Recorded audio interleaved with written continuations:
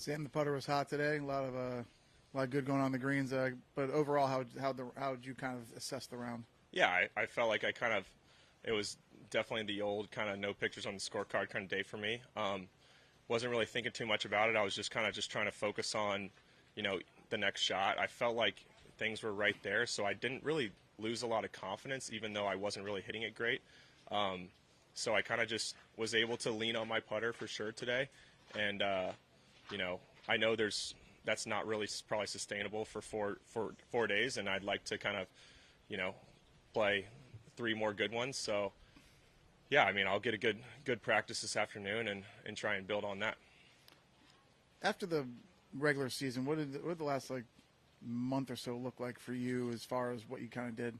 Yeah, it's been balanced, I would say. I've played a lot of golf, but I've had, a decent bit of social life, of seeing some friends, been with family, was just in Chicago this past weekend for my godson's baptism. So things like that. I was working really hard when I was home and playing a lot of golf and practicing and trying to, take my days when I got them, but also trying to enjoy some of the time that I've had off, because I know this next fall stretch is going to be very busy, a lot of traveling.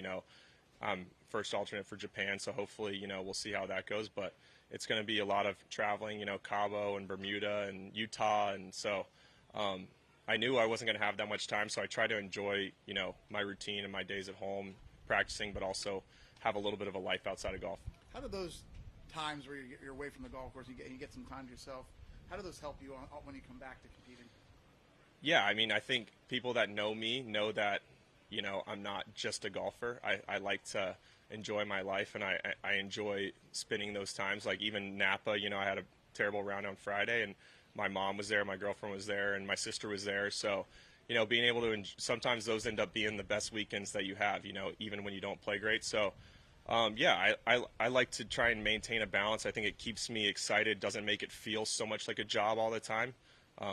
But yeah, I mean, trying to find the right balance is really the key for me.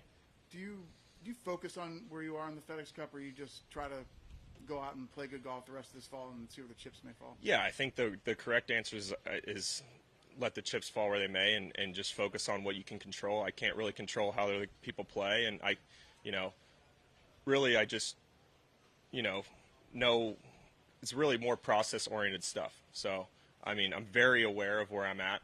I mean, it all year. You get a text every single week that tells you exactly where you're on FedEx. You can't hide from it.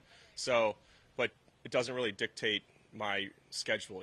Just if I was, if I was in a better position, I'd still like to think that I'd be working hard on my game and trying to win and try and check other boxes.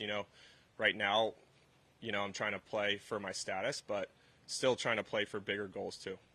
You kind of feel like you're in this position a lot. You're kind of the eternal bubble boy, per se? I have. I mean, last year I finished 125, and, there's a lot of good golfers in the world, and I've had, this is my 8th season on tour, so I feel like I've had a lot of good, but I haven't necessarily made that jump. I had, one year where a couple of years where I think I was really safe, early on, but I find myself, so the positive of that is I'm pretty comfortable with it, and I know that when my back's against the wall, sometimes I can kind of play my best golf, and it helps me kind of focus, and I try and use that to my advantage. Sam, along those same lines, what you just said, when you approach a tournament like this where you probably haven't had a lot of success in the past at this golf course, it's been challenging, and today you go out and shoot 65. When you come into this tournament, approach it like that. What is your mindset? How do you get yourself ready for that? I think that, for me, if I really looked at my career, there's been a lot of courses where I've had chances to win, but not necessarily played well every year.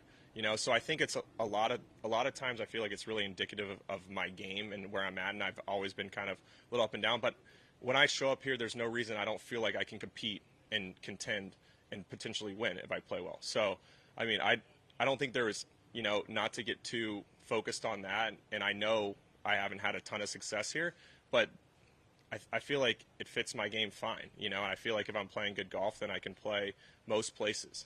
There's some that are obviously better than others, but to be honest, I've almost won in Vegas and I missed the cut, and I've almost won in Napa and I missed the cut, so, You know, there's a couple where I play more consistently, like, you know, TPC Deer Run. I feel like I've been very consistent there and finished second there. But, you know, to be honest, you know, I feel like it's really more indicative of where I'm at, and I feel like my game can stand up to most courses if I'm playing well. Yeah, thanks.